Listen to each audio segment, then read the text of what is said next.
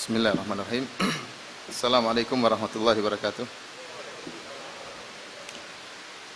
Alhamdulillah. Alhamdulillahi ala ihsani wa syukru lahu ala taufiqihi wa amtinani wa ashhadu an la ilaha illallah wahdahu la syarika lahu ta'ziman li sya'ni wa ashhadu anna Muhammadan abduhu wa rasuluhu da'ila ridwani. Allahumma salli alaihi wa ala alihi wa ashabihi wa ikhwani. Para hadirin dan hadirat yang dirahmati oleh Allah Subhanahu wa taala. Sebelumnya saya mohon maaf, materi yang akan kita sampaikan pada malam hari ini adalah tentang tafsir surat Maryam. Tafsir surat Maryam ya, karena saya tidak sempat untuk menyiapkan materi yang untuk saya sampaikan pada malam hari ini karena ada sedikit kesibukan sehingga tidak bisa konsentrasi. Oleh karenanya saya mohon maaf kepada panitia dan juga kepada para hadirin dan hadirat. InsyaAllah pada malam hari ini kita akan menyampaikan tafsir dari sebagian ayat-ayat yang terdapat dalam surat Maryam. Dan tentunya mengkaji Al-Quran akan mendatangkan berkah yang sangat banyak ya. Terutama tatkala kita mengkajinya di masjid. Sebagaimana dalam hadis Nabi SAW, "Majtama'a qaumun fi baitin min buyutillah yatluna kitaballah wa yatadarasuna bainahum illa nazalat alaihimus sakinah wa hafat bihimul malaikah wa ghasyiyatuhumur rahmah wa dzakarahumullahu fi man indah." Kata Nabi sallallahu alaihi wasallam, tidaklah suatu kaum berkumpul di suatu masjid kemudian mempelajari ayat-ayat Allah Subhanahu wa taala, membaca dan mempelajari ayat-ayat Allah, yatadarasun, mempelajari isi ayat-ayat Allah Subhanahu wa taala, kecuali akan turun ketenangan kepada mereka dan akan diliputi dengan rahmat dan malaikat akan mengitari mereka dan Allah akan membangga-banggakan mereka di hadapan para malaikat. Ini merupakan karunia yang luar biasa. Dan surat Maryam di awal-awalnya berisi tentang kisah-kisah para nabi ya. Dan juga kisah Maryam, ibunya Nabi Isa alaihissalam, yang tentunya setiap ayat-ayat yang Allah turunkan akan membawakan faedah-faedah bagi siapa yang merenungkannya. Dan di antara metode Allah Subhanahu wa taala dalam Al-Qur'an adalah metode kisah, menyampaikan kisah-kisah. Oleh karenanya Allah Subhanahu wa taala banyak menyebutkan kisah dalam Al-Qur'an. Dan tentunya kisah-kisah tersebut tidak ya maka haditsan yuftara, kata Allah Subhanahu wa taala, kisah-kisah tersebut bukanlah kisah-kisah dongeng, bukan kisah-kisah fiktif, tetapi kisah-kisah yang nyata yang Allah sebutkan agar kita bisa mengambil faedah. Kata Allah Subhanahu wa taala, "Laqad kana fi qasasihim ibratun liulil albab." Sungguh pada kisah-kisah mereka yang Allah sebutkan dalam Al-Qur'an, ibratun liulil albab, pelajaran bagi orang-orang yang cerdas. Allah mengkaitkan pengambilan faedah dari kisah-kisah dalam Al-Qur'an dikaitkan dengan kecerdasan. Dalam ayat yang lain kata Allah Subhanahu wa taala, "Faqasusil qasasa la'allahum yatafakkarun." Sampaikanlah wahai Muhammad kepada mereka tentang kisah-kisah la'allahum yatafakkarun, semoga mereka bisa berpikir. Dari sini kedengaran tidak ini? Kedengaran. Dari sini barang siapa yang semakin cerdas, semakin menggunakan otaknya untuk merenungkan ayat-ayat Allah Subhanahu wa taala, kisah-kisah yang Allah sebutkan, maka dia akan semakin banyak mengambil faedah. Karena Allah mengkaitkan tentang kisah dengan berpikir. Allah mengatakan ibratun liulil albab, pelajaran bagi orang-orang yang cerdas. Faqasusil qasasa la'allahum yatafakkarun. Bacalah kisah-kisah agar mereka mau berpikir. Berarti orang yang cerdas dia akan bisa mengambil faedah dari kisah-kisah tersebut. Oleh karenanya pada kesempatan yang berbahagia ini kita akan membacakan surat Maryam beserta dengan faedah-faedah yang mungkin bisa kita ambil. Yang saya ambil kebanyakannya yang sempat waktu saya tadi ya, dari Batam tadi saya baca sedikit dari tafsir As-Sa'di ya, rahimahullah, Syekh Nasir As-Sa'di, gurunya Syekh Muhammad bin Shalih Al-Utsaimin rahimahullah. Allah Subhanahu wa taala berfirman, barang siapa yang bawa Al-Qur'an silakan buka ya, surat ke-19. Allah Subhanahu wa taala berfirman, Kaf ha ya ain sad. Kaf ha ya ain sad. Yang ini sebagaimana kita tahu adalah huruf muqatta'ah, huruf-huruf yang terputus-putus yang tidak perlu ditafsirkan. Kaf ha ya ain sad, artinya bahwasanya inilah Al-Qur'an. Allah Subhanahu wa taala membuka surat-surat dengan huruf-huruf yang dipotong-potong seperti alif lam mim ra, kaf ha ya ain sad, kemudian qaf nun dan yang lainnya, untuk menunjukkan bahwasanya Al-Qur'an diturunkan dengan bahasa Arab.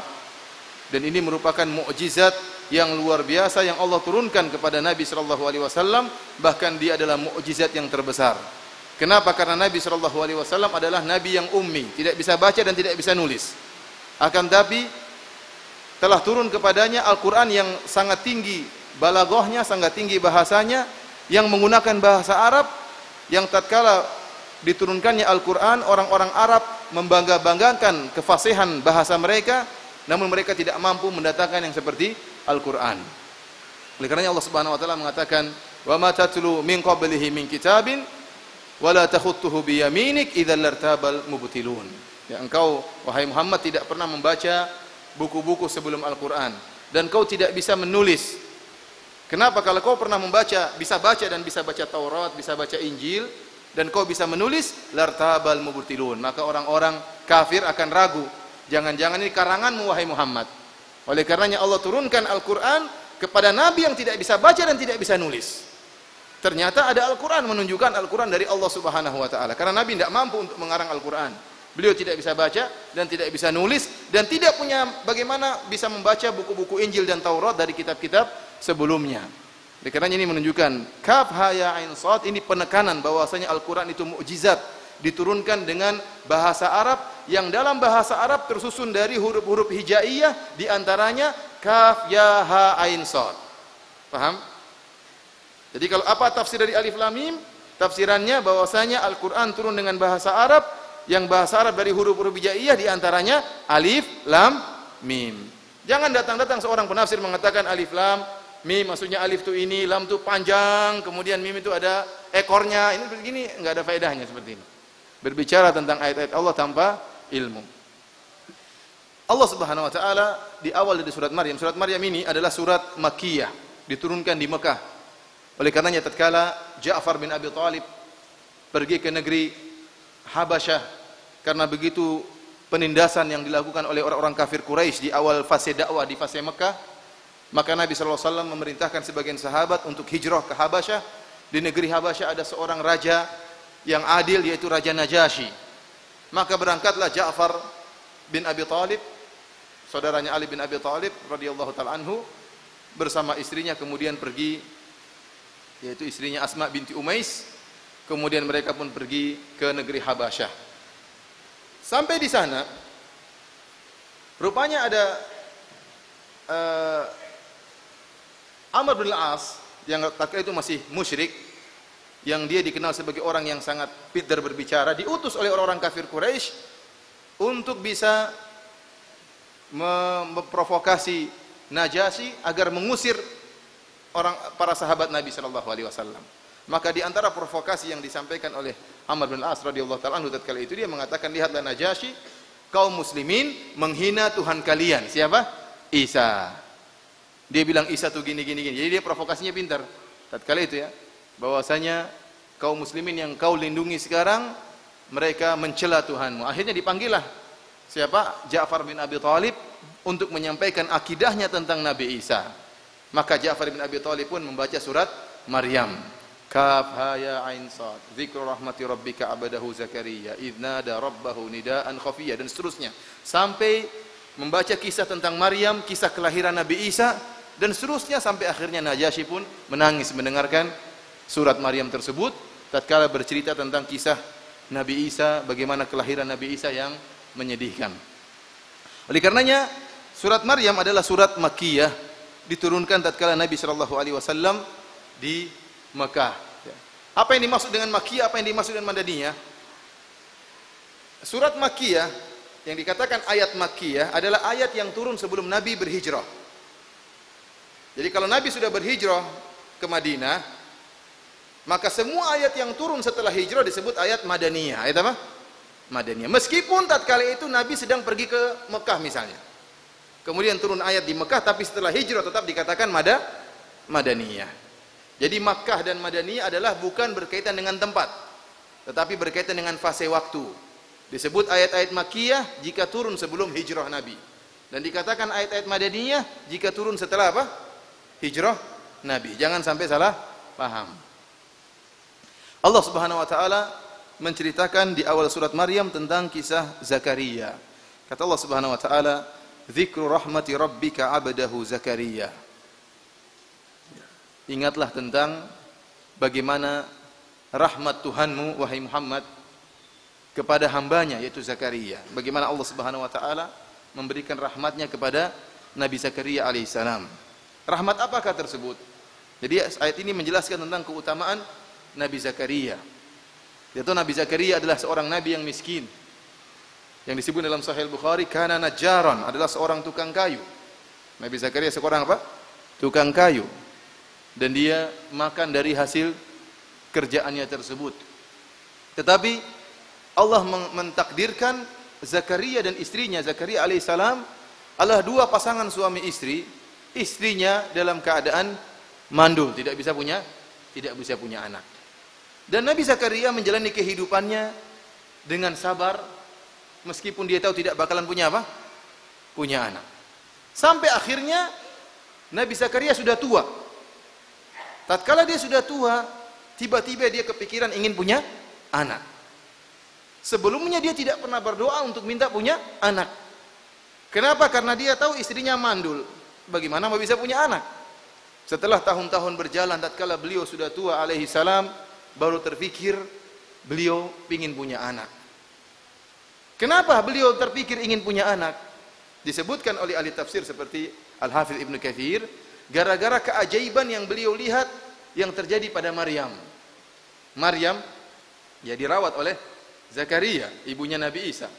Dalam Al-Qur'an dalam surat Ali Imran, Allah Subhanahu wa taala berfirman, "Kullama dakhala 'alaiha Zakaria al-mihrab wajada 'indaha rizqa. Qala ya Maryamu anna laki hadha? Qalat huwa min 'indillah. Innallaha yarzuqu man yasha'u bighairi hisab." Jadi Maryam berdoa, beribadah di mihrab, ya, suatu tempat di dekat masjid. Maka setiap kali Nabi Zakaria datang ke Maryam, masuk ke mihrabnya, dia melihat ada makanan yang anehnya, makanan tersebut anehnya menakjubkan gimana? Di musim panas Allah datangkan bagi Maryam buah-buah di musim dingin. Tatkala di musim dingin di mihrab Maryam itu tersedia buah-buah musim panas. Maka Zakaria bertanya, "Anna laki hadza? Dari mana kau dapat ini semua?" Maryam mengatakan, "Qalat huwa min indillah." Dari Allah Subhanahu wa taala.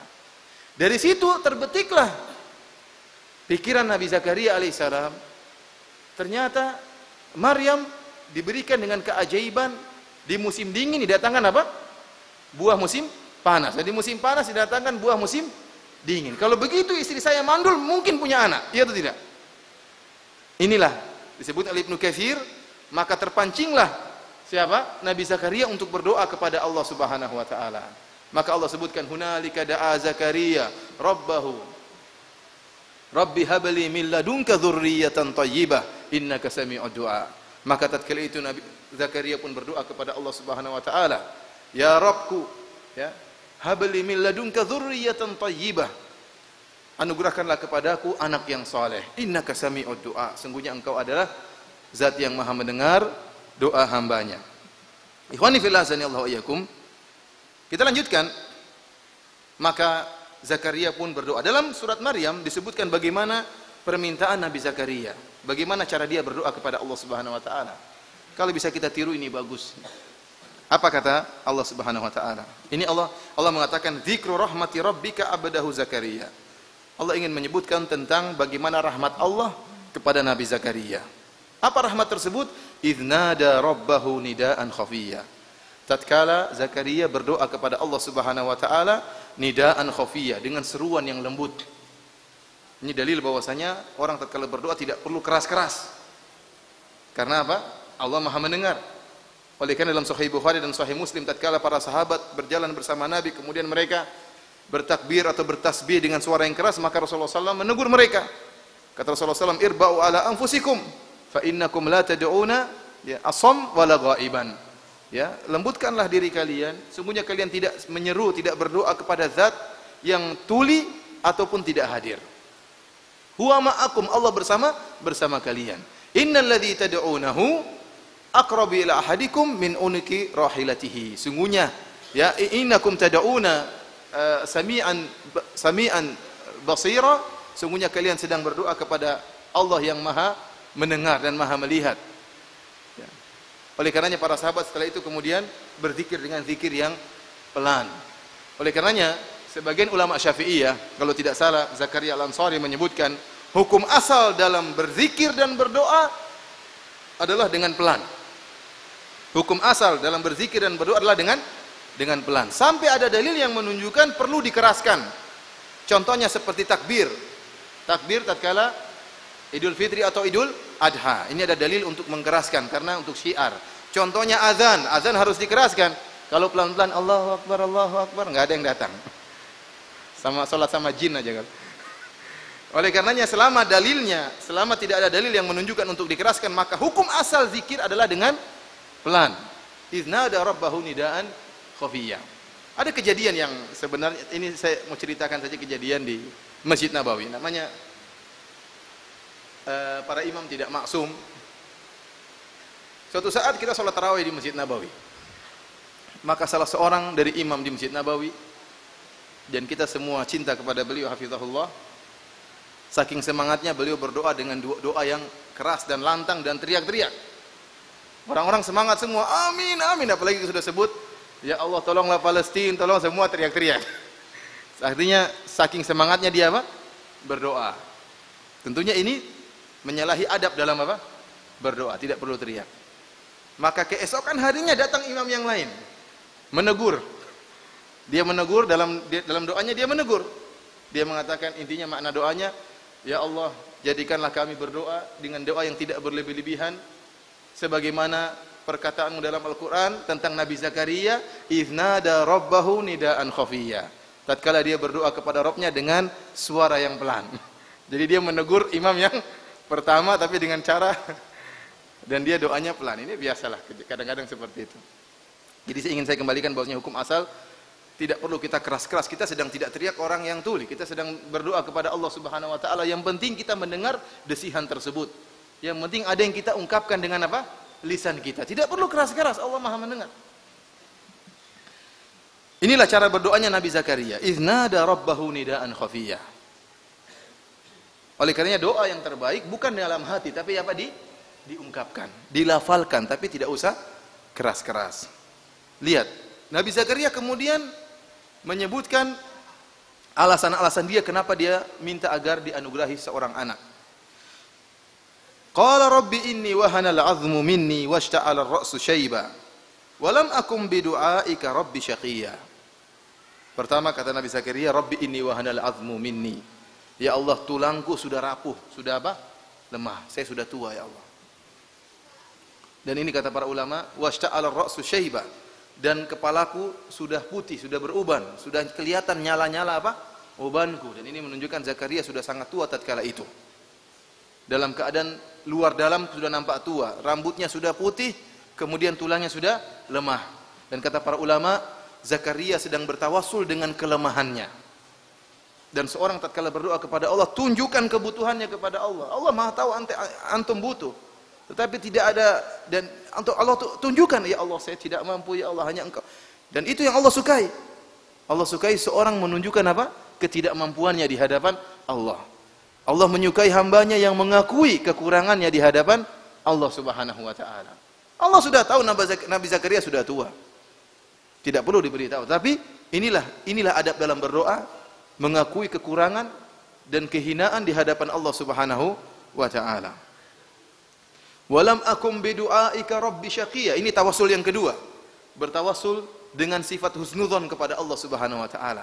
Artinya Nabi Zakaria mengatakan, aku tidak pernah dikecewakan oleh Engkau ya Allah dalam pengabulan doa.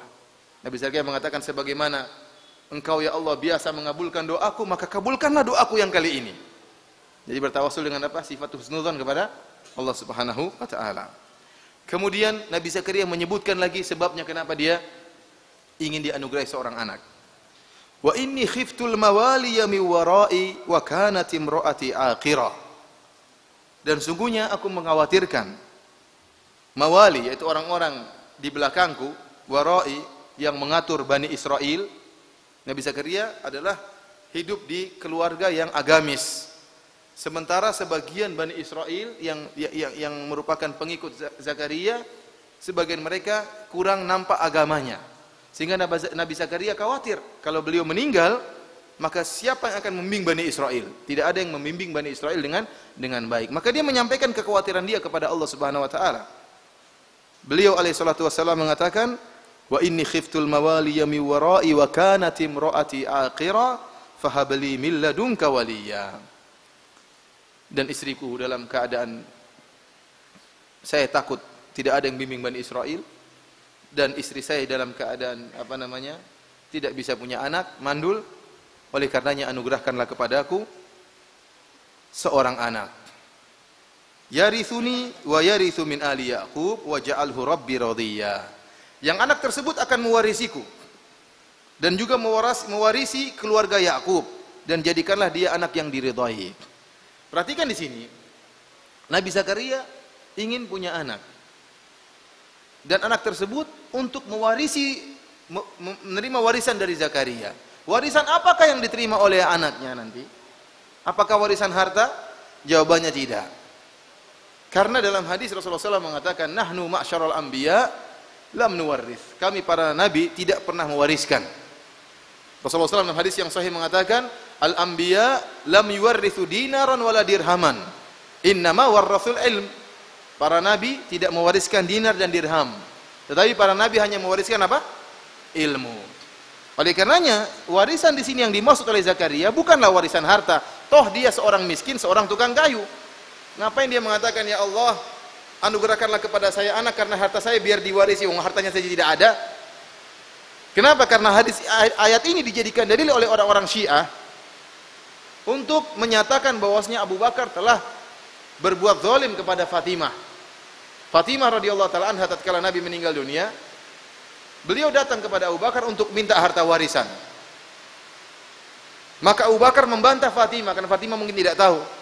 Abu Bakar mengatakan Nabi tidak mewariskan. Karena Rasulullah SAW mengatakan kami para nabi tidak mewariskan.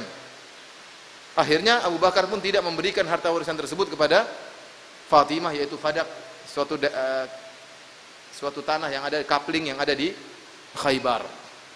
Orang-orang Syiah mengatakan para nabi bisa mewariskan. Contohnya Nabi Zakaria. Ini tidak benar, dibantah oleh Al-Hafidz Ibnu Katsir rahimahullah dalam tafsirnya, bahwasanya warisan di sini yang dimaksud bukan warisan harta. Kenapa? Karena Nabi Zakaria, nabi yang miskin, tidak ada yang dan sangat memalukan kalau seorang nabi mengatakan, "Ya Allah, anugerahkan saya anak untuk ambil harta saya." Ini memalukan. Buat apa? Berdoa hanya karena supaya anaknya bisa mewarisi hartanya. Ini tidak mungkin keluar dari Nabi Zakaria. Tetapi maksudnya Nabi Zakaria berdoa agar punya anak, agar anaknya bisa meneruskan kenabiannya, bisa mengatur Bani Israel. Ini maksudnya. Jadi warisan ilmu, yaitu warisan kenabian. Akhirnya Allah pun mengabulkan permintaan Nabi Zakaria. Kapan Allah mengabulkan permintaan Nabi Zakaria? Tatkala Nabi Zakaria berdoa dalam salatnya. Dalam surat Maryam kata Allah, "Hunalika da'a Zakaria rabbahu, Rabbi habli min ladunka dzurriyyatan thayyibah, innaka sami'ud du'a." Fanadathul malaikatu wa huwa qa'imu yusalli fil mihrab. Nabi Zakaria tatkala salat dia berdoa, maka malaikat menjawab permintaan Nabi Zakaria wa huwa yusalli fil mihrab, dan dia tatkala sedang salat dalam mihrabnya. Ini perhatian pentingnya seorang berdoa dalam salat. Yang menyedihkan, saya lihat mudah-mudahan ya, teman-teman yang sudah ngaji sering berdoa dalam salat. Kenapa? Karena setelah salat tidak pernah berdoa. Dan memang tidak berdoa. Padahal waktu doa banyak, seperti hujan keras sekarang kita boleh berdoa, disunahkan. Antara adzan dan iqamat doa tidak ditolak. Tetapi antara adzan dan iqamat juga tidak berdoa, setelah sholat fardu juga tidak berdoa, tatkala sujud juga tidak berdoa, terus kapan berdoanya? Sholat malam juga tidak, terus kapan mau berdoanya? Padahal doa adalah apa? Huwal ibadah. Doa adalah ibadah yang sangat agung. Dan di antara doa yang tempat yang paling dikabulkan doa adalah tatkala sedang salat. Tatkala sedang sujud. Nabi Zakaria dikabulkan doanya wa huwa yusolli fil mihrab. Tatkala dia sedang dalam apa? Salatnya. Allah kabulkan doanya dengan mengirim malaikat untuk memberi jawaban kepada Nabi Zakaria. Malaikat berkata, "Ya Zakaria, inna nubashiruka bigulamin ismuhu Yahya lam naj'al lahu min qablu samiyya." Wahai Zakaria, kami beri kabar gembira kepada engkau tentang seorang putra yang bernama Yahya, yang kami tidak pernah membuat atau tidak pernah menciptakan seorang yang seperti dia. Jadi Yahya ini spesial. Kata Allah Subhanahu wa taala, "Lam naj'al lahu samiyya." Kami tidak pernah menciptakan yang seperti dia. Ada dua tafsiran di kalangan para ulama. Ada yang mengatakan bahwasanya sebelumnya tidak pernah ada orang namanya Yahya. Yang pertama kali namanya Yahya adalah Nabi Yahya. Sebelumnya tidak ada orang namanya Yahya. Dan Allah yang menamakan langsung Nabi Yahya.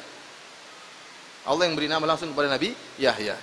Penafsiran yang kedua mengatakan tidak, maksudnya Nabi Yahya adalah Nabi yang sangat mulia, terkumpul kepadanya berbagai macam kebaikan yang tidak ada seperti Nabi Yahya sebelumnya. Allah alam bisawab, mana yang lebih kuat. Yang jelas Nabi Yahya adalah seorang Nabi yang sangat mulia, dan memang kata para ulama tidak ada nama Yahya sebelum adanya Nabi Yahya. Saya lupa tadi, tatkala di antara dalil bahwasanya yang dimaksud dengan warisan adalah warisan kenabian, Nabi Zakaria mengatakan, "Yarithuni wa yarithu min ali Yaqub." Kata Nabi Yahya, kata Nabi Zakaria, "Ya Allah, anugerahkanlah kepadaku seorang putra yang akan mewaris dariku, mengambil warisan dariku dan mengambil warisan dari keluarga Yaqub." Dan kita tahu Nabi Yaqub adalah jauh antara Nabi Yaqub dengan Nabi Zakaria. Nabi Yaqub adalah Israel. Yaqub adalah Israel. Dan saya sudah sering terangkan bahwasanya Nabi Ibrahim menikah dengan Siti Sarah, punya anak siapa? Ishak. Menikah dengan Siti Hajar, punya anak siapa? Ismail. Dan keturunan Nabi Ismail tidak ada yang menjadi nabi kecuali Nabi Muhammad sallallahu alaihi wasallam. Tidak ada keturunan nabi dari Ismail kecuali siapa?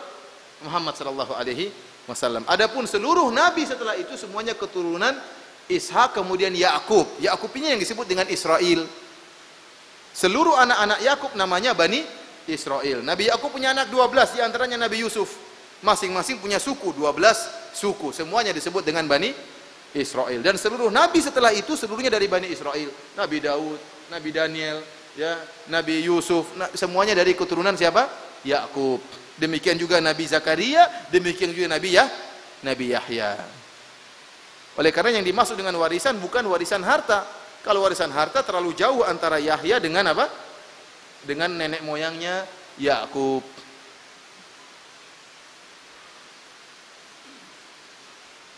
Tatkala malaikat mengabarkan, "Wahai Yahya, wahai Zakaria, Allah akan memberikan anugerah kepadamu seorang anak." Begitu dikabulkan, Nabi Zakaria kaget. Kata Nabi Zakaria, "Qala rabbi anna yakunu li gulam." Kok bisa saya punya anak? Loh, tadi kan minta. Artinya subhanallah, terkadang orang tatkala minta dia tidak mikir bisa atau enggak, yang insyaallah bisa, Allah yakin Allah mampu. Lihat saja Maryam, musim dingin dikasih buah, musim panas diberdatangkan musim dingin. Namun begitu Allah mengabarkan akan diberikan anak, bingung dia. Terus gimana caranya? Dia mengatakan, "Qala rabbi anna yakunu li gulamun wa kanat imraati aqira wa qad balagtu minal kibari itiya." Ya Allah, bagaimana saya bisa punya anak ya Allah? Istri saya mandul, saya sudah sangat tua. Sampai Nabi Zakaria menggunakan lafal yang menunjukkan dia sangat tua. Pertama, rambutnya sudah apa? Putih semua. Tubuhnya sudah lemah, dan mengatakan wa qad balagtu minal kibari itiya. Dan itiya dalam bahasa Arab artinya kayu yang kering. Artinya saya ini sudah sangat apa? Kering, sudah sangat tua, kok bisa punya anak? Loh, tadi yang minta siapa? Demikianlah ya, karena dikasih kabar gembira kaget siapa? Nabi Zakaria alaihi salam. Maka Allah Subhanahu wa taala mengatakan, malaikat mengatakan, "Qala kadzalika qala rabbuka huwa alayya hayyan wa qad khalaqtuka min qablu wa lam taku syai'a." Sungguhnya Rabbmu telah berkata, ini perkara yang ringan.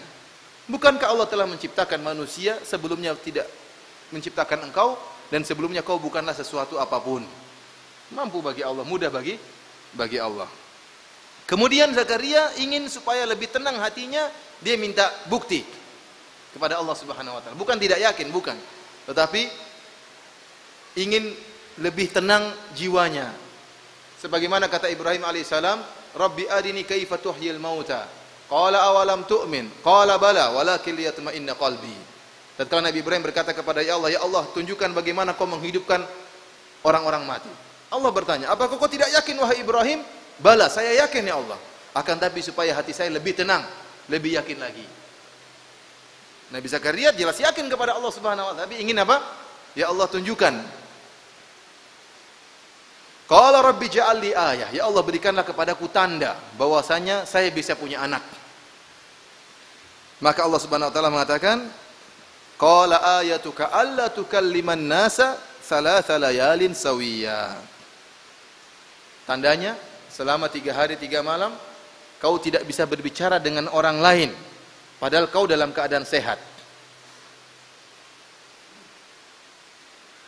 Akan tapi meskipun, dan ini terjadi, Nabi Zakaria setelah itu tidak bisa ngomong sama orang lain. Illa ramza, kalau ngomong hanya kasih isyarat. Tetapi kalau bertasbih dan berzikir bisa. Subhanallah, alhamdulillah bisa. Tapi kalau mau ngomong sama orang nggak bisa. Ya Allah, tunjukkan, kamu lihat ini. Bisa, Allah bisa bikin kamu seperti ini. Mudah bagi Allah. Kamu sehat, tidak bisu, buktinya bisa bertasbih, bisa bertahlil, bisa berzikir kepada Allah. Namun kalau mau ngomong sama manusia nggak bisa. Fa kharaja ala qaumihi minal mihrab fa auha ilaihim an sabbihu bukratan wa ashiya. Maka Nabi Zakaria pun keluar dari mihrabnya menuju kaumnya.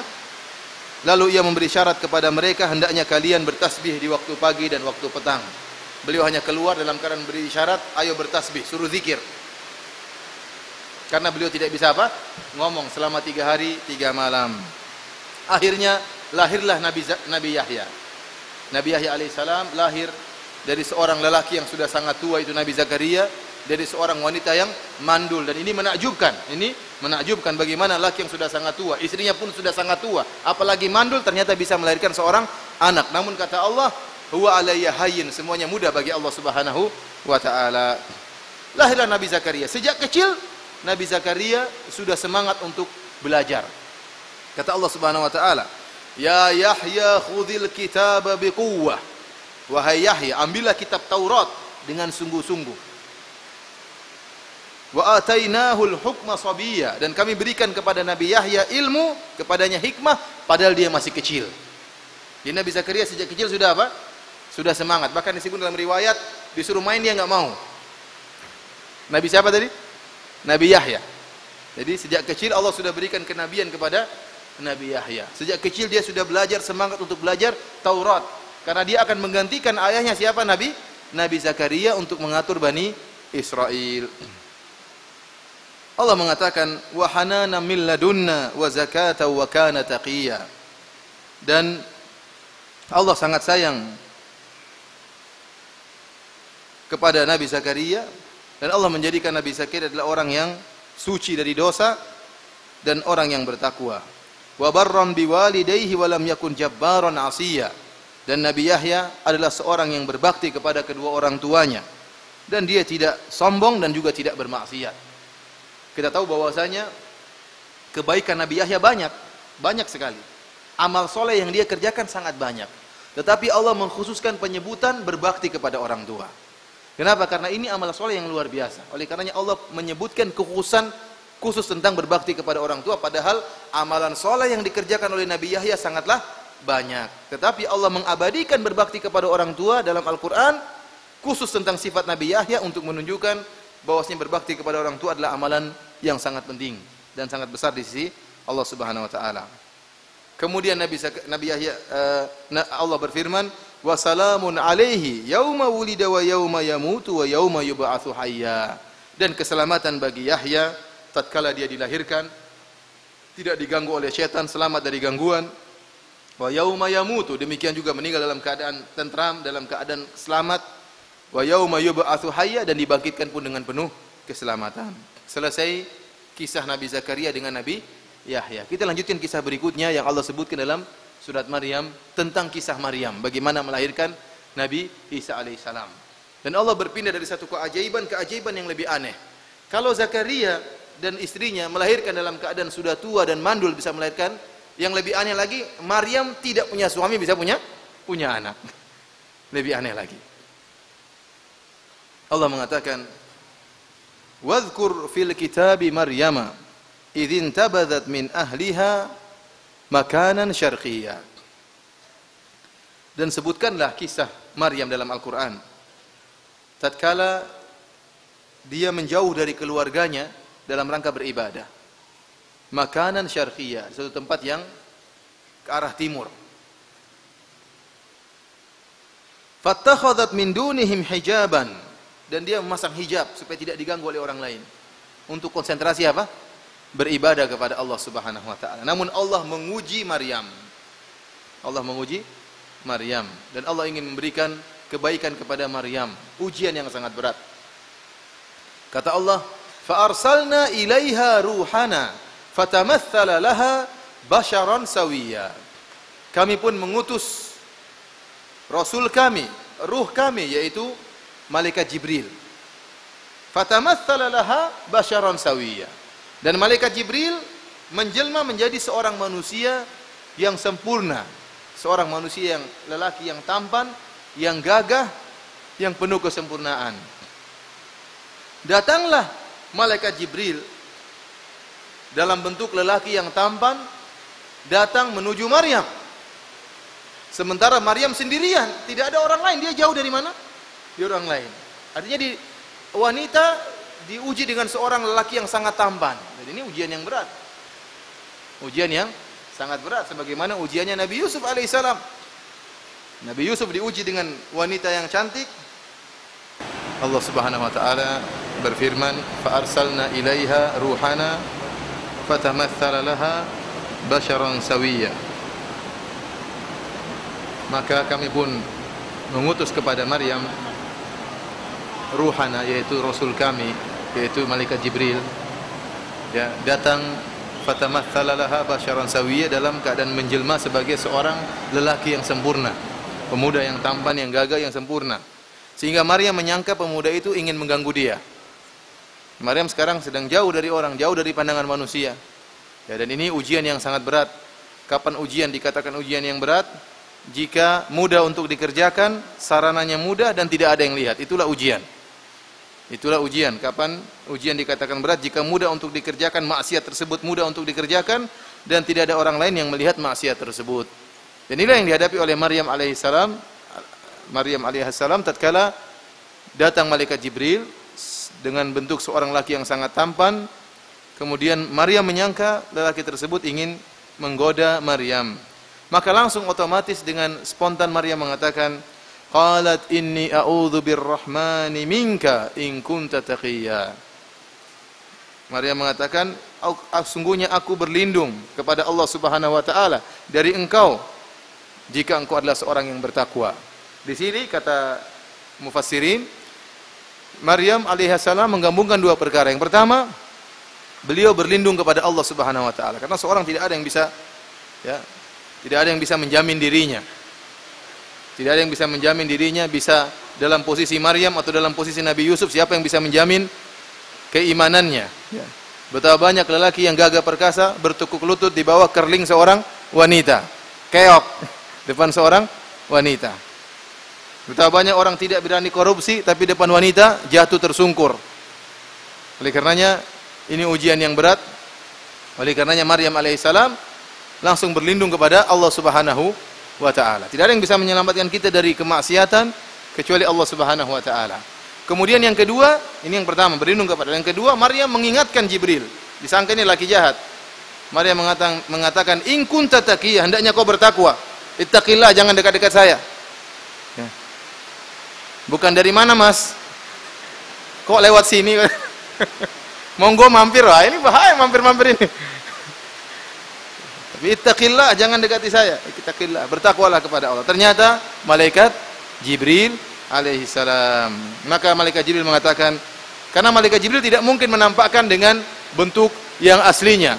Bentuk yang sangat besar dengan 600 sayap yang kalau sayapnya dibuka akan menutup cakrawala. Nabi SAW saja yang hatinya, jantungnya sudah dicuci oleh Allah Subhanahu wa taala oleh malaikat.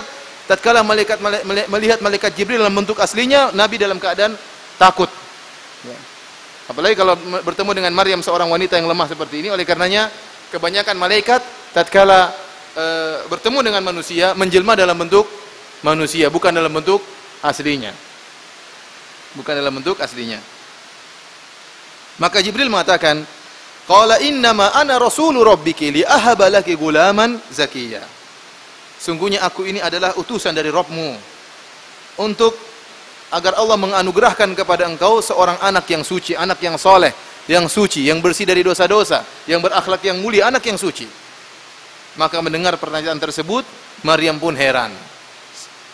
Maryam mengatakan, qalat anna yakunu li gulamun walam yamsasni basyarun walam aku baghiyya.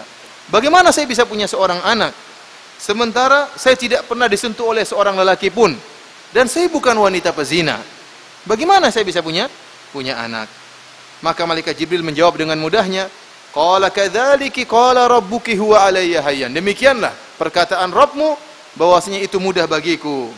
Walinaja'alahu ayatan linnasi wa rahmatan minna, dan kami akan jadikan anakmu nanti sebagai tanda-tanda kebesaran kami kepada manusia dan sebagai rahmat dari kami. Jadi Nabi Isa diutus oleh Allah Subhanahu wa taala sebagai rahmat bagi manusia. Wa kana amran maqdiyya, dan ini sudah ditentukan pasti terjadi. Jadi tidak bisa lagi Maryam mengatakan jangan kasih ujian yang lain, jangan yang ini, karena ujian ini berat. Dia bakalan punya anak dan jadi bahan cercaan oleh orang-orang. Kok kamu anak zina dan macam-macamnya. Dan ini yang dinyatakan oleh orang-orang Yahudi. Mereka mengatakan Isa adalah anak zina. Sehingga mereka ingin membunuh Nabi Isa, dan mereka membanggakan, mereka menyangka telah menyalib Nabi Isa. Karena mereka menganggap Isa adalah anak zina. Ibunya tidak punya suami, kok bisa punya anak.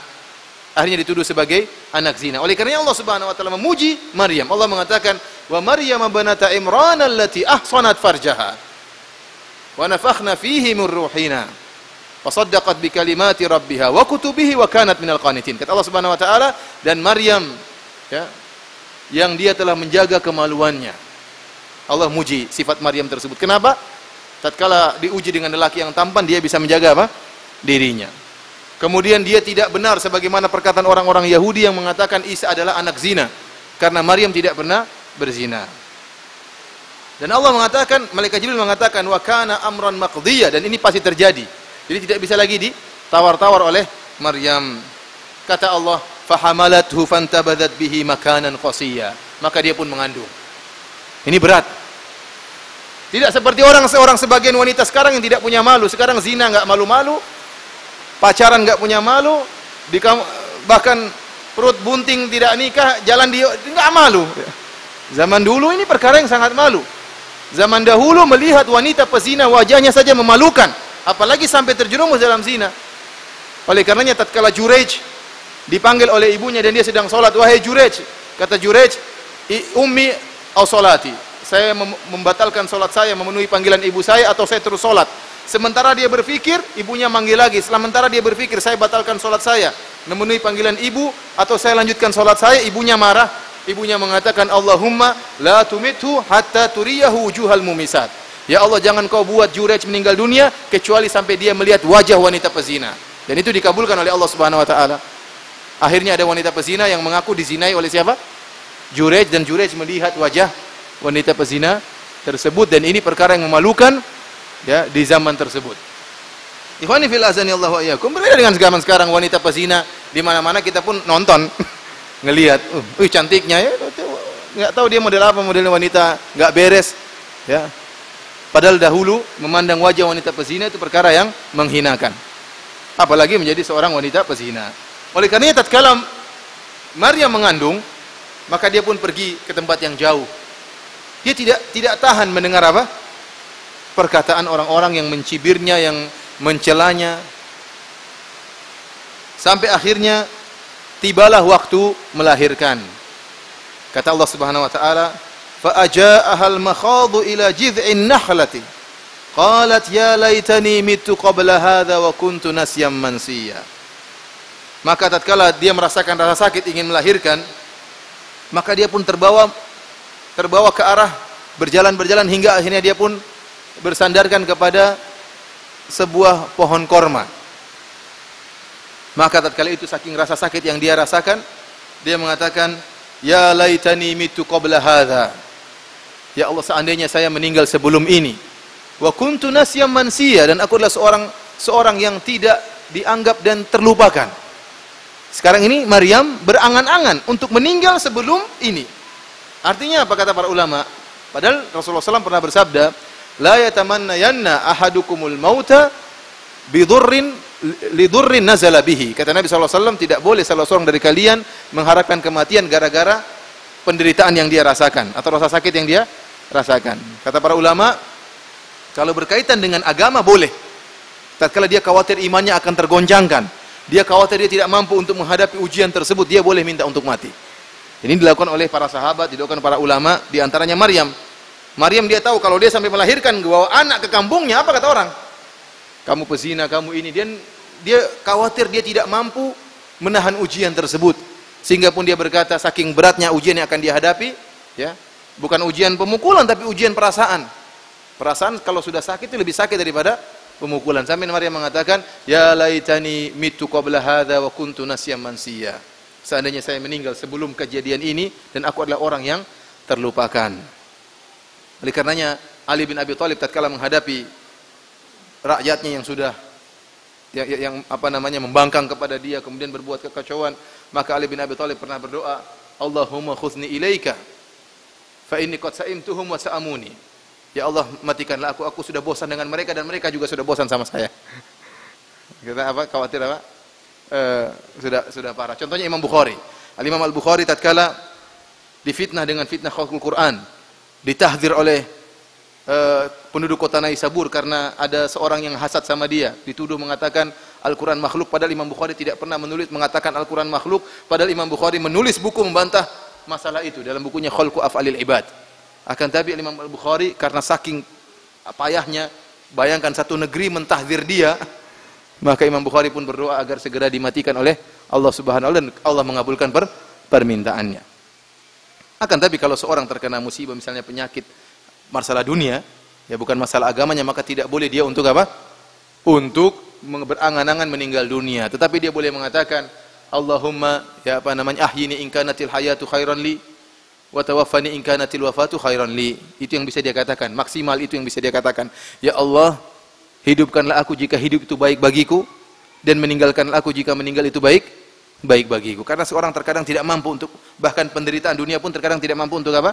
Tapi dia tidak boleh berangan-angan mati tanpa alasan. Yang maksimal dia bisa dia lakukan dengan doa seperti tadi. Ikhwani fillah azanillahu wa iyyakum. Jadi sekarang Maryam mau melahirkan.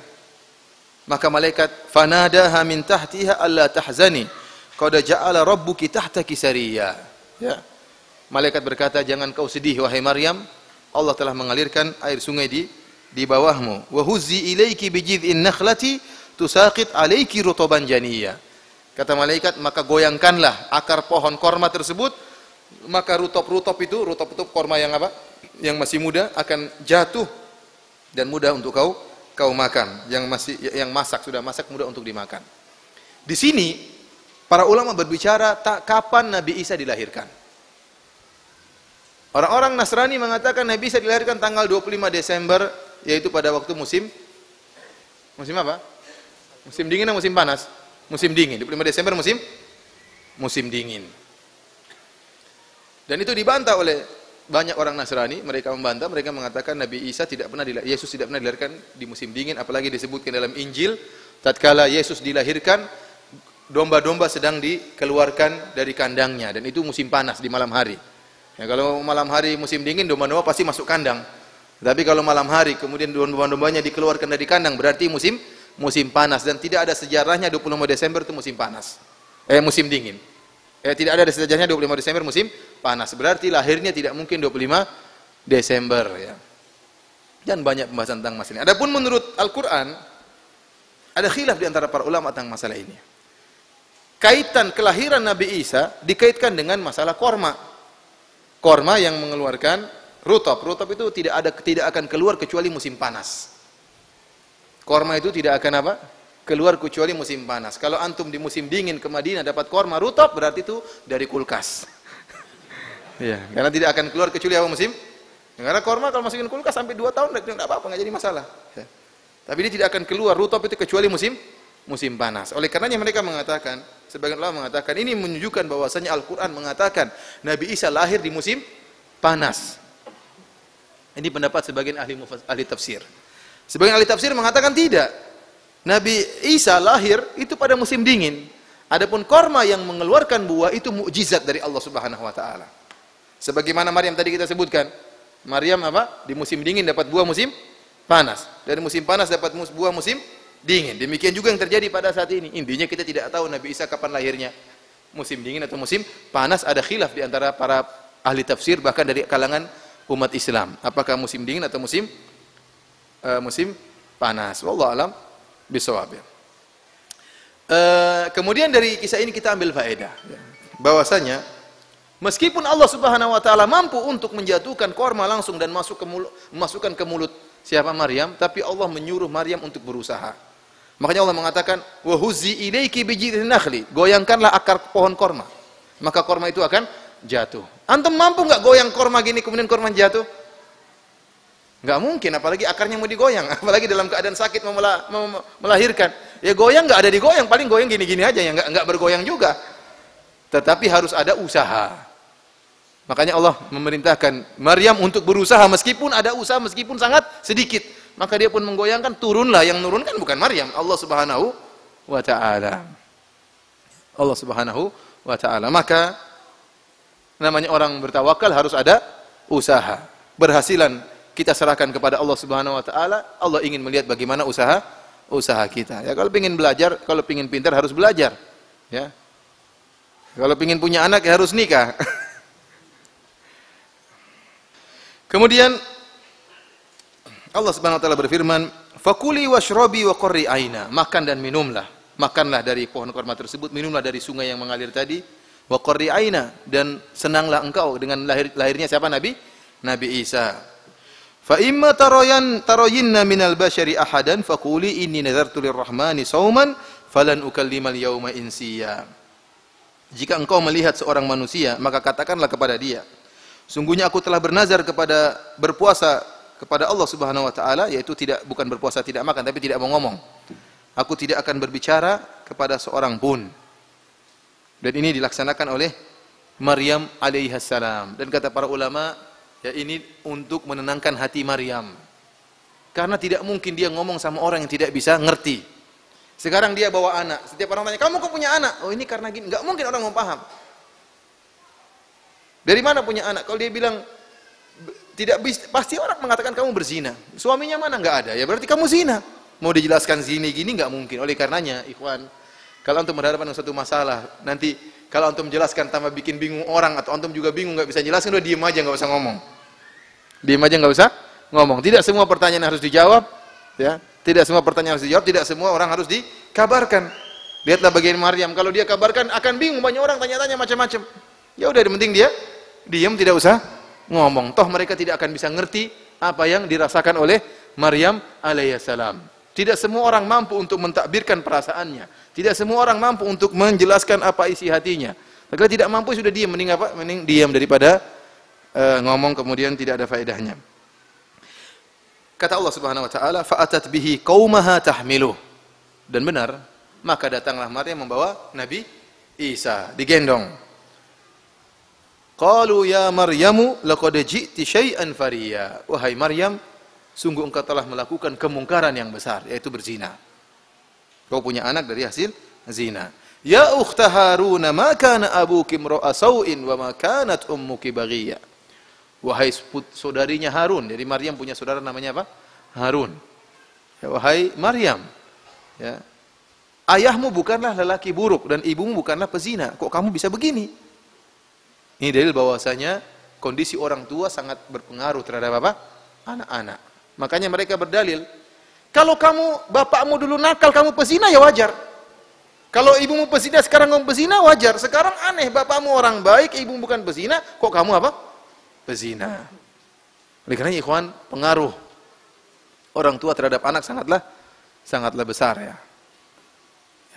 Kalau kita nakal atau kita nggak beres, kita khawatir akan nurun kepada anak kita. Kita kasih makan uang haram, kita berbuat kemaksiatan, akhirnya berpengaruh kepada anak-anak kita. Daripada dijawab akhirnya fa'asyarat ilai, kata Maryam. Ngomong tanya sama siapa? Nabi Isa. Ini ngomong juga nggak bisa, ngomong gantung juga nggak paham. Ya udah ini. Suruh tanya siapa? Nabi Isa. Tambah heran lagi mereka. Ini gimana ini suruh ngomong sama anak kecil? Qalu kaifa nukallimu man kana fil mahdi sabiyya. Kata mereka, bagaimana kita bisa berbicara dengan anak kecil yang masih digendong? Tiba-tiba Nabi Isa berbicara. Qala inni abdullah ataniyal kitaba wa ja'alani nabiyya. Sungguhnya aku adalah hamba Allah. Allah telah memberikan kepadaku Alkitab, yaitu Injil. Wa ja'alani nabiyya, dan Allah menjadikan aku seorang nabi. Wa ja'alani mubarakan aina ma kuntu, dan Allah menjadikan aku berkah dimanapun aku berada. Wa awsani bis salati waz zakati ma dumtu hayya, dan Allah mewasiatkan kepadaku untuk senantiasa salat dan membayar zakat selama aku masih hidup. Wa barran biwalidati wa lam yaj'alni jabbaran syaqiyya, dan Allah mewasiatkan kepadaku untuk berbakti kepada ibuku. Kepada ibuku siapa? Maryam, dan tidak menjadikan aku sebagai orang yang sombong dan celaka. Wassalamu alayya yauma wulidtu wa yauma amutu wa yauma ub'atsu hayya. Dan keselamatan bagiku tatkala aku dilahirkan, tatkala aku meninggal, dan tatkala aku dibangkitkan. Inilah Nabi Isa alaihissalam yang diantara mukjizatnya yang luar biasa, yaitu sejak kecil digendong sudah bisa berbicara. Sebagai bukti bahwasanya beliau adalah utusan Allah Subhanahu wa taala. Di antara tafsiran para ulama, tatkala Nabi Isa mengatakan wa ja'alani mubarakan, aku dijadikan berkah. Nabi Isa adalah muallimul khair, senantiasa mengajarkan kebaikan dimanapun dia berada.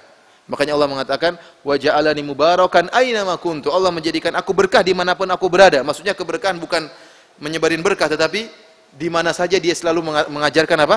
Kebaikan. Bahkan dalam Injil sekarang pun disebutkan al-muallim, disebutkan Isa kalau dipanggil oleh murid-muridnya dengan apa? Al-muallim, guru, ya. Master, dipanggil oleh murid-muridnya sebagai guru, karena Nabi Isa adalah seorang yang mengajarkan kebaikan, berdakwah dimanapun dia berada. Ikhwani fillah azanillahu wa iyyakum. Ayat yang terakhir yang kita baca, Nabi Isa mengatakan wassalamu alayya, keselamatan kepadaku tatkala aku lahir, tatkala aku meninggal, tatkala aku dibangkitkan. Dijadikan dalil oleh sebagian orang tentang bolehnya mengucapkan selamat hari Natal. Kenapa? Karena Allah mengatakan keselamatan bagi engkau wahai Isa tatkala apa? Tatkala lahir. Ini salah, ini pendalilan yang ngaco, ya, tidak pada tempatnya, karena keselamatan dalam bahasa Arab lain dengan keselamatan bahasa Indonesia. Kalau kita dalam bahasa Arab mengatakan selamat selamat naik pangkat, selamat ini bukan, itu dalam bahasa Arab namanya tahniah, bertahniah, seperti selamat Idul Fitri, ya. Adapun selamat dalam bahasa Arab artinya keselamatan. Oleh karenanya kalau di Madinah kalau ada orang yang masuk rumah sakit langsung dibilang salamat. Artinya apa? Bukan selamat masuk rumah sakit, tetapi semoga dia selamat. Semoga dia selamat. Kita mengatakan assalamualaikum, bukan kita sedang menyambut dia, tapi kita sedang memberi semoga engkau selamat. Jadi selamat maksudnya selamat. Seperti hadis ayat ini juga, wassalamu alayhi, yang keselamatan kepadaku, bukan selamat lahir wahai Isa, bukan. Tetapi Allah memberikan keselamatan kepadaku tatkala aku lahir. Kalau diartikan selamat lahir wahai Isa, nanti bagaimana Allah mengatakan wa yauma amutu, dan keselamatan bagiku tatkala aku meninggal. Berarti kita harus bergembira tatkala Nabi Isa meninggal dunia. Sebagaimana bergembira tatkala Nabi Isa lahir. Ini diantaranya pendalilan yang disebutkan oleh Quraisy Shihab, dan seperti Quraisy Shihab yang menyatakan bolehnya mengucapkan selamat datang dengan pendalilan seperti ini, pendalilan yang amburadul, yang mencampurkan antara bahasa Indonesia dengan bahasa Arab, tidak pada tempatnya. Dan ini sudah saya bantah di internet, bisa dibaca ya. Ustadz, sementara ini tempat tinggal ana di Kota Padang karena dipindah tempat kerja oleh perusahaan. Istri dan anak-anak tetap tinggal di rumah kami di Pekanbaru, berjarak 308 km kurang lebih. Ana pulang ke Pekanbaru 2 atau 3 minggu sekali. di Kota Padang ini kemungkinan selama setahun. Yang ana tanyakan, apakah status ana safar atau mukim, sedangkan niat ana di Padang hanya bekerja saja? Yang saya tanyakan, dia punya istri nggak di Padang?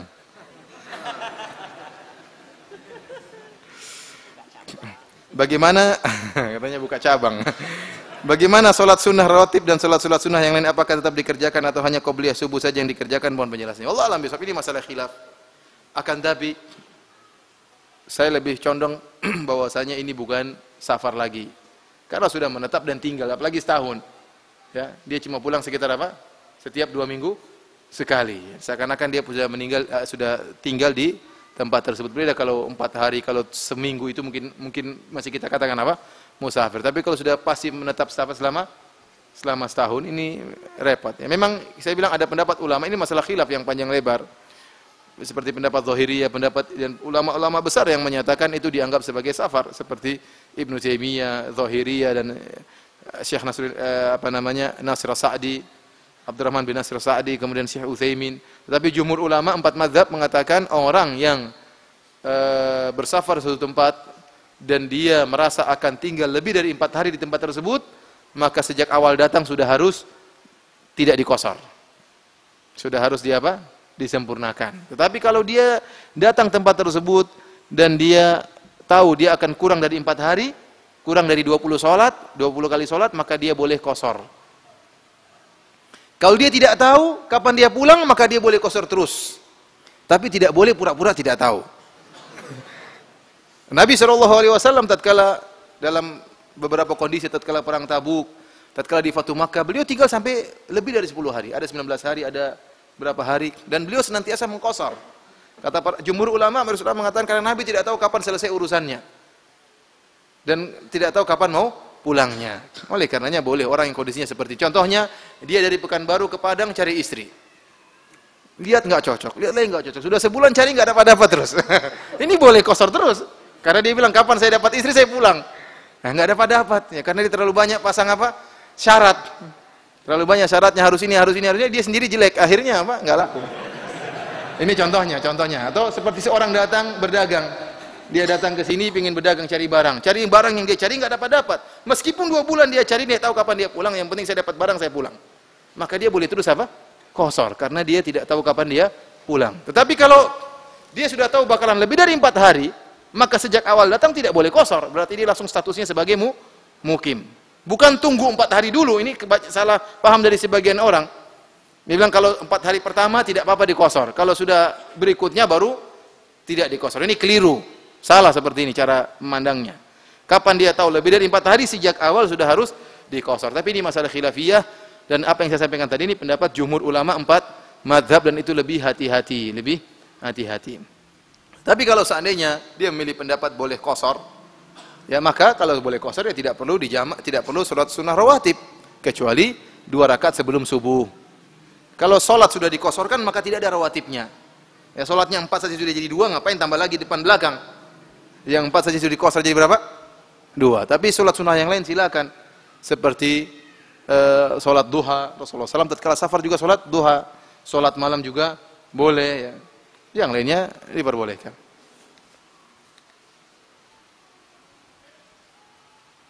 Ustaz, bagaimana kabar Syekh Abdul Razak? Alhamdulillah, beliau baik-baik saja. Tolong diajak beliau tablik akbar di Padang, Ustaz. Siapa yang ngajak nih? Angkat tangannya. Tidak mudah ya, ngajak apa? Persiapannya harus apa? Harus matang dan banyak. Cuma saya tidak bisa ungkapkan, mending saya nggak usah ngomong sama antum. Kalau saya ungkapkan terlalu panjang, lebar, dan antum belum tentu paham. Intinya kita semua rindu masyayikh datang ya, bukan hanya Syekh Abdul Razak, banyak syekh yang lain. Sekarang kita ingin mengundang Syekh Sa'ad Khothlan, ulama kibar yang sekarang ada. Itu pun tidak semudah yang kita bayangkan. Mereka juga penuh kesibukan, dan kita juga butuh persiapan dan butuh koordinasi dari para asatidzah, dan selanjutnya tidak bisa saya ungkapkan. Ustaz, di tempat tinggal ana hanya ada 1 masjid. Kalaupun ada yang lain itu pun jauh. Masalahnya di masjid yang dekat itu di sebelah depannya ada kuburan. Di mana sebaiknya ana sholat? Kuburannya kalau di depan dan jauh, maksudnya ada jalan dilewati di depan kuburan tersebut, maka tidak mengapa. Tapi kalau nempel dengan imam, repot itu masalahnya. Repot. Tapi kalau sebelah kanan, sebelah kiri itu masih mending, atau belakang. Terutama kalau masjid dibangun lebih dahulu, kalau kuburannya kanan, kiri, belakang, maka masih boleh sholat di masjid tersebut. Karena masjid yang lebih dahulu dan masjid punya hak untuk dimakmurkan. Yang salah kuburannya harusnya dipindahkan. Tapi kalau kuburannya lebih dulu baru masjid, maka tidak usah sholat di situ. Ini fatwa sebagian ulama. Yang jadi masalah kalau kuburannya depan, karena dalam Sahih Muslim Rasulullah SAW mengatakan, la tusallu ilal kubur, janganlah kalian sholat ke arah kuburan. Kalau depan persis kita sholat ke arah kuburan. Kecuali kalau ada jalan, ya kita suruh orangnya buat pagar aja tinggi, yang memisahkan. Ya sudah, ini berarti luar dari apa? Di luar dari lingkungan masjid. Kalau sudah dibuat pagar maka tidak jadi masalah. Wallahu alam bishawab. Jauhnya seberapa masjid yang lain? Jangan-jangan cuma dekat. Jauh relatif ya. Mengapa sulit untuk ikhlas dalam kerja sebagai PNS? Seperti apa ini?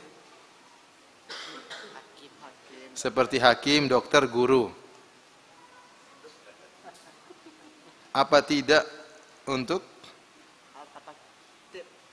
tips-tips untuk ikhlas?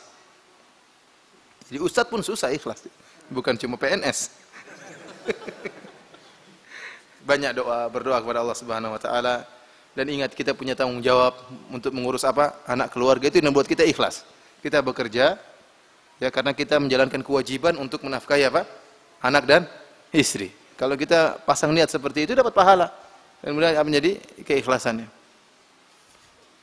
Ustadz, apakah boleh mengucapkan selamat hari Natal? Tidak boleh, ini ijma ulama, ya, tidak boleh. Ini ijma ulama, 4 mazhab semuanya mengatakan hukumnya haram, dan Ibnu Qayyim mengatakan ijma tidak boleh mengucapkan selamat Natal. Karena tatkala kita mengucapkan selamat Natal, ya, kita membuat mereka semakin bangga dengan agama mereka, dan kita berarti membenarkan perkataan mereka.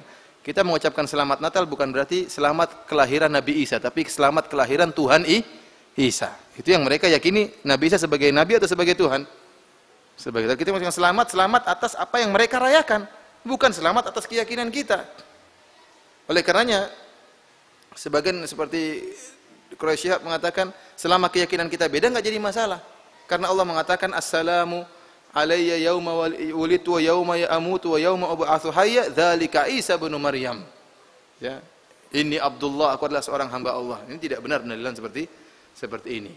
Yang dalam ayat tersebut Nabi Isa mengatakan, aku adalah hamba Allah. Kalau mau mengucapkan selamat meskipun beda, kita begini, selamat hari Natal, hari kelahiran Isa sebagai hamba Allah dan Rasulnya, bukan sebagai Tuhan. Dia terima atau tidak? Nggak mau. Tapi kalau selamat hari Natal semuanya dalam hati ini, ya apa bedanya? Dia pahamnya antum memberi, yang dia paham antum memberi ucapan selamat atas apa yang dia kerjakan. Kita toleransi, ada aturan toleransi. Silakan dia melakukan agamanya, tapi tidak semua toleransi dengan mengorbankan masuk dalam bidang-bidang akidah. Ya kita silakan dia laksanakan acara Natal, silakan dia beribadah di gereja, tapi tidak mesti kita ke gereja selamat Natal. Ngapain? Akhirnya apa? Bagaimana kita mendakwahi? Kita bilang agamamu kesyirikan, terus kita bilang selamat Natal. Bagaimana kita bisa mendakwahi dia? Saya bingung bagaimana cara mendakwahi orang-orang ini. Kita mendakwahi, kita mengatakan agamamu kesyirikan, ya, sementara kita mengatakan selamat bertuhan Yesus. Ustaz, saya seorang ibu rumah tangga, tatkala ana bercampur dengan suami, ana selalu melihat wanita misterius, jin yang melarang ana bercampur dengan suami. Bahkan selalu bikin sakit. Bagaimana solusinya? Diruqyah, ruqyah, rumah tersebut sering dibacain Al-Qur'an. Mungkin dia diganggu, entah suaminya diganggu atau dia yang diganggu, ya.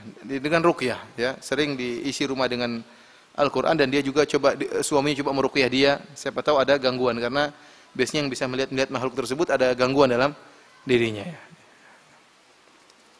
Yang mudah-mudahan segera hilangkan kesulitan tersebut. Ustaz, tolong jelaskan secara singkat tentang Syiah. Syiah adalah sesat.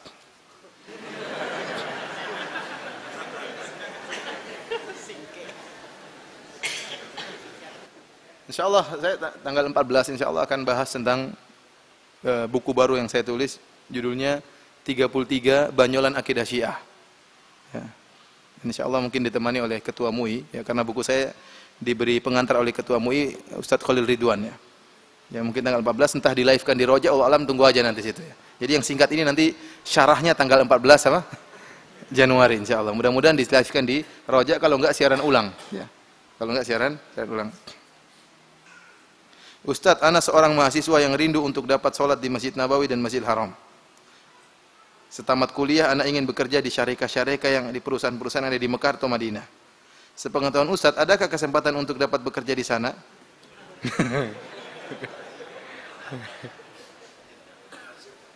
Saya belum buka biro kerja. Ada, tapi saya nggak tahu jalurnya ya. Ada. Dulu perkaranya lebih mudah tatkala visa bebas ada. Sekarang visa ditutup dan susah. Jadi tidak mudah mendapatkan apa?